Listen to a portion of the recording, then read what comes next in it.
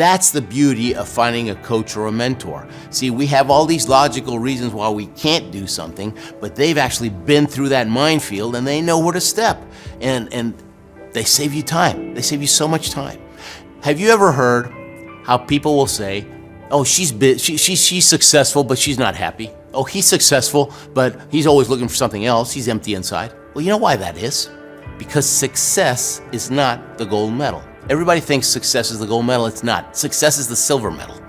You know what the gold medal is? It's called significance, all right? That means you help somebody else succeed. That fills that little hole in your heart.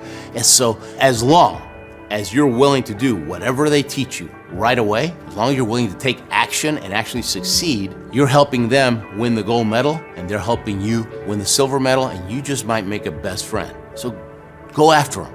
If your idea is, I just want to learn how to do it, then don't bother them, okay? And so that's what I learned from him. And we wrote the book, and it worked, and it opened up some doors.